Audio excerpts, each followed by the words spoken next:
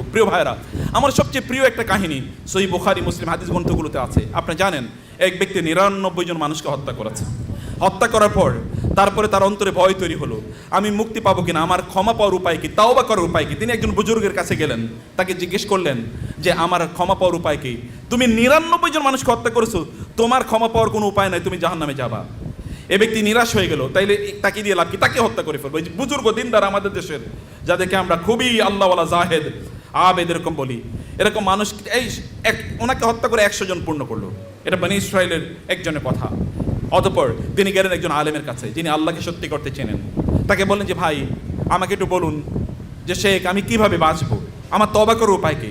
তিনি বলেন, যাও ওই অঞ্চলে যাও, ওইখানে অনেক ভালো মানুষ আছে, সেখানে যাও, সেখানে তুমি তাদের সাথে থাকো, তাহলে তুমি বেঁচে যেতে পারবা। তিনি সেখানে দৌড়ানো শুরু করুন, ওইখানে যাবেন।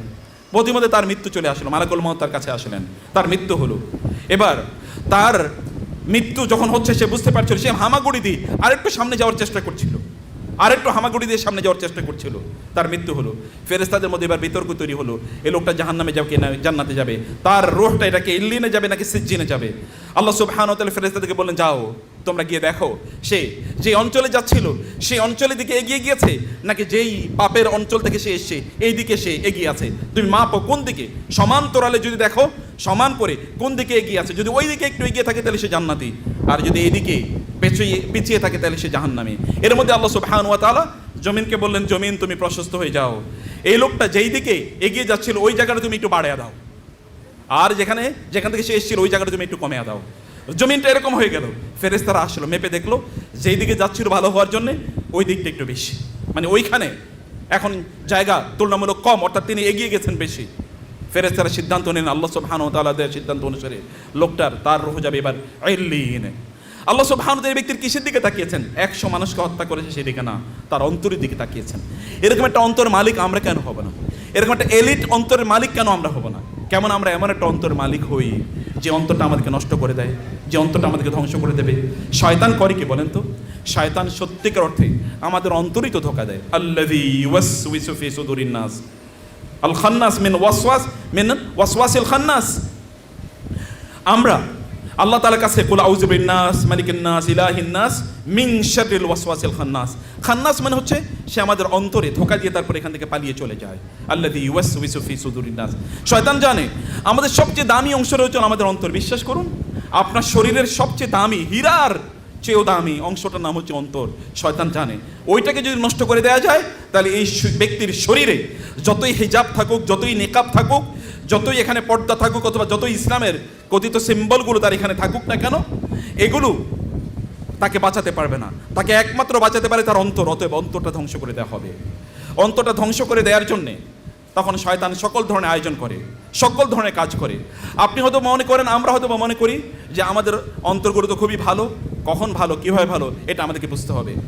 এই কারণে আমাদের সালফে সালিন বলতেন, যারা নামাজ পড়ে, ফজরের নামাজ যাদেরকে প্রথম কাতারে পাওয়া যায়, এই সকল লোকেরা তারা নামাজ ছাড়ার কারণে জাহান্নামে যাবে না, বরং এরা জাহান্নামে যাবে হিংসার কারণে, বিদ্বেষের কারণে। আপনার পাশে যিনি নামাজ আদায় করছেন তাকে আপনি কতটুকু ভালোবাসেন, তার প্রতি আপনার কতটুকু উত্তম ধারণা আছে, নাকি তার প্রতি আপনার হিংসা আছে, নাকি বিদ্বেষ আছে, নাকি তার প্রতি আপনার ঘৃণা আছে, নাকি তার প্রতি আপনার অন্তরে ভয়াবহ জিঘাংসা কাজ করে। যদি একজন ব্যক্তির অন্তরে জিঘাংসা কাজ করে, আপনি প্রচুর পরিমাণে ইবাদত করলেন, কারো বিরুদ্ধে গীবত করলেন, আপনি তো অসুস্থ অন্তরের মালিক।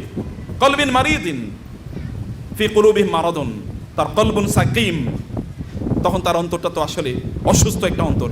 অসুস্থ অন্তর দিয়ে জান্নাতে যাওয়া যায় না। এই শরীর তো সেদিন শরীর থাকবে না, এটা পরিবর্তন হয়ে যাবে। তাহলে আমরা যেটা নিয়ে জান্নাতে যেতে হবে, যেটা নিয়ে আমরা সফল হব, যেটা নিয়ে সত্যিকার অর্থে আমরা ভালো মানুষ হব, সেটা হচ্ছে অন্তরটি। সালফে সালিহিন তারা এই কারণে তাদের অন্তরের যত্ন নিতেন, এইদিকে তারা তাকাতেন, এইদিকে তারা তাকিয়ে তাদের নিজেদেরকে তারা ভালো রাখার চেষ্টা করতেন। তারা প্রত্যেকটা মুহূর্তে তাদের অন্তরকে জিজ্ঞেস করতেন। যেমন ওমর রাদিয়াল্লাহু তাআলা আনহু তার নিজকে জিজ্ঞেস করতেন, ওমর কেন তুমি নামাজ আদায় করছো বলো, কেন তুমি রাতের ইবাদত করছো বলো, কেন তুমি কোরআন তেলাওয়াত করছো বলো, কেন তুমি যুদ্ধের ময়দানে যাও, কেন তুমি রাষ্ট্র পরিচালনা করো বলো। তিনি তার নিজকে প্রত্যেকটা বার জিজ্ঞেস করতেন এবং তার অন্তরকে তিনি যাচাই করে নিতেন এই কাজটি কেন করছেন তিনি। If it is not for Allah, এটা যদি আল্লাহর জন্য না হয় তাহলে তিনি কাজটি বন্ধ করে দিতেন। আল্লাহর কসম, আপনারা যদি আপনাদের অন্তরটাকে কেবল আল্লাহমুখী করে দিতে পারেন, গোটা পৃথিবী আল্লাহ সুবহানাহু ওয়া তাআলা আপনাদের মুখী করে দেবেন। আমরা অস্ত্রের মাধ্যমে যুদ্ধ করি না, মুসলমানরা অন্তরের মাধ্যমে যুদ্ধ করে। অস্ত্রের চেয়ে অনেক অনেক বেশি গুরুত্বপূর্ণ হচ্ছে তার অন্তর।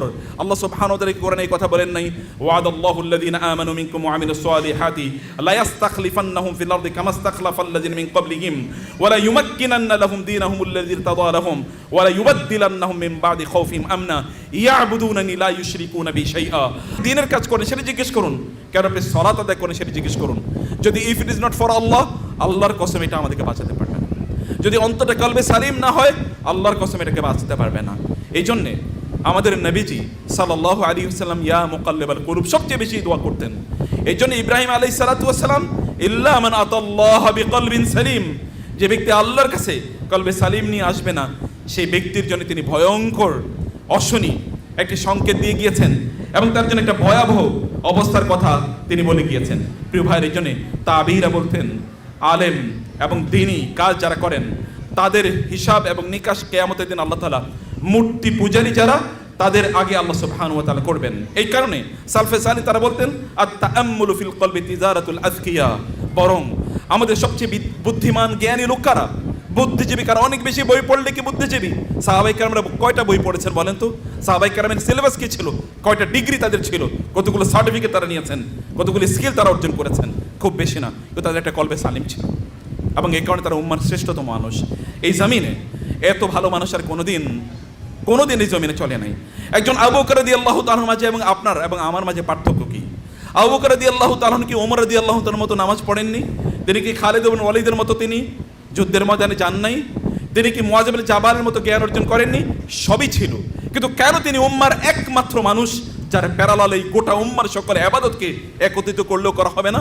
কেন ওমর রাদিয়াল্লাহু তাআলা কেঁদে কেঁদে বলতেন আবু বকর যদি ওই রাত, সেই 3 রাত, যে 3 রাত তিনি ওই গারে সাওরে রাসূলের সাথে কাটিয়েছেন, ওই 3 রাত যদি তিনি আমাকে দিয়ে দেন, অথবা তার একটা রাত যদি আমাকে দিয়ে দেন, আর আমার ফ্যামিলির গোটা ফ্যামিলির সকল ইবাদত আমি আবু বকরকে দিয়ে দেব, জিজ্ঞেস করে দেখুন তিনি রাজি হবেন কিনা।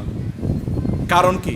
কারণ ওমর রাদিয়াল্লাহু তাআলা আবু বকরের তার অন্তরের দিকে তাকিয়েছেন, দেখেছেন রাসূলুল্লাহ সাল্লাল্লাহু আলাইহি ওয়াসাল্লাম যখন বললেন আজ সকালে ফজর নামাজের পর আজকে কে একজন ক্ষুধার্ত ব্যক্তিকে খাইয়েছো, আজকে কে জানাজা অংশগ্রহণ করেছো, আজকে কে ইয়াতিম অথবা অসহায়কে দান সাদাকা করেছো, আজকে কে রোজা রেখেছো, আজকে কে এই করেছো এই করেছো, সব জায়গায় কেবল একজন হাত তুলেছেন আবু বকর, আনা আনা আনা আনা আনা। রাসূল সাল্লাল্লাহু যখন বললেন জান্নাতের অনেকগুলো দরজা থাকবে, সালাতের দরজা দিয়ে যে নামাজ আদায় করেছে তাকে ডাকা হবে, জিহাদের দরজা যে জিহাদ করেছে, যে সাদাকা করেছে তাকে সাদাকার দরজা, যে সাওম রেখেছে তাকে সাওমের দরজা দিয়ে ডাকা হবে। আবু বকর দাঁড়িয়ে বলেন ইয়া রাসূলুল্লাহ, এমন কি কেউ আছে যাকে প্রত্যেকটা দরজা ডাকবে? আবু বকর এর প্রশ্নের উত্তরে রাসূল বললেন আমি আশা করছি আপনি সেই মানুষ হবেন যাকে প্রত্যেকটি দরজা দিয়ে ডাকা হবে। আবু বকর রাদিয়াল্লাহু তাআলা কেঁদে উঠলেন রাসূলুল্লাহ সাল্লাল্লাহু আলাইহি ওয়াসাল্লামের এই কথা শুনে। এটা কেবল একটা কলবে সালিমের কেবল একটা অবস্থা। কলবে সালিম কেবল মানুষকে এরকম একটা অবস্থায় নিয়ে যেতে পারে।